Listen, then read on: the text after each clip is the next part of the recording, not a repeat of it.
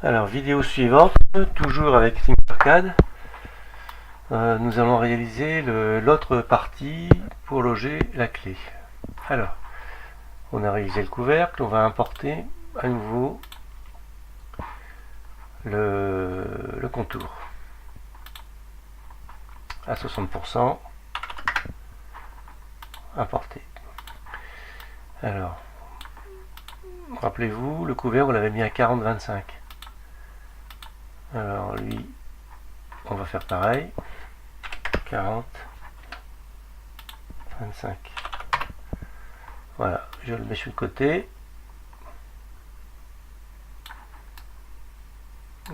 Peut-être la hauteur. On va le mettre à 7. Voilà. Je mets sur le côté. Oups. Voilà, 7. Donc, maintenant, je vais m'occuper des rectangles qui serviront au logement de la clé à l'intérieur de la pièce de gauche.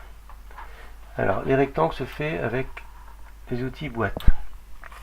Un premier rectangle pour la partie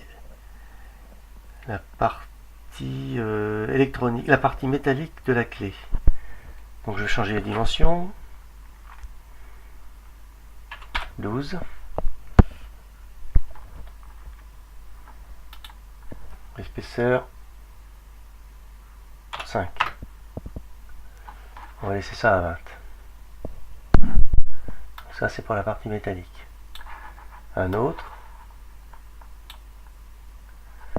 C'est pour loger la partie électronique de la clé.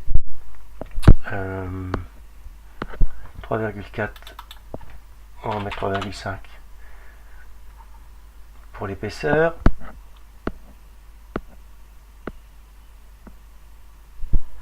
On va mettre 30 pour la longueur. Et 13,42. Bon, je vais plutôt mettre 13,5. Alors bien évidemment, ces mesures-là, c'est fonction de votre clé. Et vous, avant de faire cette manipulation, il faut que vous ayez mesuré au pied à colis les dimensions exactes, avec peut-être une petite marge, peut-être un petit dixième en plus. Donc il vous faut absolument mesurer ces trois dimensions, la longueur, la largeur et la hauteur. Bien, je fais un clic droit de la souris, je zoome un peu avec la roulette de la souris et je mets les deux rectangles côte à côte. Il faut que ces deux rectangles soient côte à côte. Vous voyez, j'oriente exprès. Voilà, comme ça, vous voyez.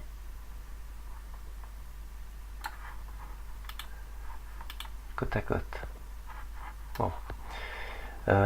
Pourquoi? Parce que maintenant, celui-là, je vais le décaler vers le bas de 4 mm. 2, 3, 4. Et ensuite, les deux rectangles, je vais les aligner. Donc ici, vous voyez, vous avez aligné. Et vous avez des points noirs. Je vais les aligner suivant cet axe-là. Donc vous cliquez sur le point noir. Voilà, les deux sont alignés. Ça, c'est une manip importante. Voilà, je vous montre. Voilà.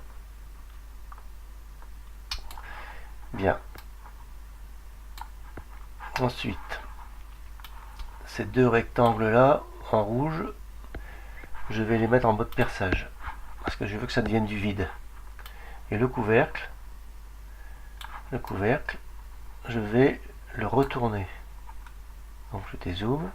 Quand je clique sur le couvercle, vous avez ici, vous voyez, un petit axe. Donc moi je veux 180.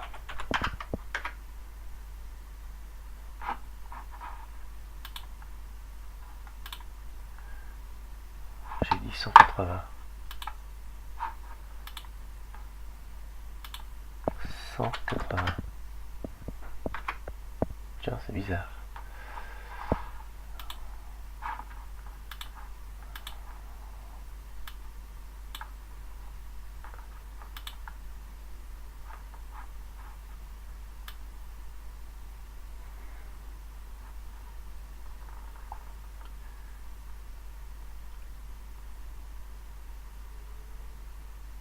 Bon, soit, je l'ai fait manuellement, c'est pareil.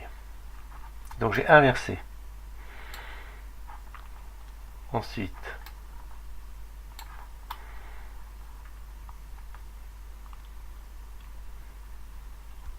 je place mon personnage sur les deux rectangles. Je retourne pour vous montrer, chose importante. Voilà, vous voyez, il faut qu'il y ait, il faut que comment dire, il faut que le sommet du grand rectangle là, il soit à quelques millimètres à l'intérieur. Quelques millimètres à l'intérieur.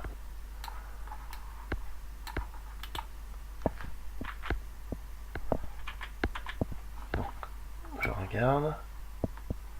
Voilà, ça va. Alors, oui, on voit pas très bien, mais on voit quand même qu'il y a un décrochage à l'intérieur. Voilà. Je sélectionne l'ensemble. Je groupe. Voilà. Regardez, on voit bien le vide qui s'est créé. Et ensuite, surtout, je n'oublie pas de retourner à nouveau. Oups, c'est pas ce sens-là. C'est retourner la pièce pour la remettre comme elle était. Donc 180. Voilà. Donc on voit bien, on voit mieux maintenant le logement de la clé. Donc, et si on superpose, l'ensemble est parfaitement superposable. Bien sûr, le couvercle c'est au-dessus. Et donc quand on passera ça à l'imprimante 3D, nous aurons deux pièces avec un couvercle collé sur la partie principale. Donc je vais mettre ça au centre. Voilà. Je vais maintenant sauvegarder. Donc exporter au format 3D, mais en mode STL surtout. Vous écrivez donc enregistrer le fichier. Voilà, donc là vous allez dans téléchargement, vous affichez les téléchargements, et ce fichier là, vous le copiez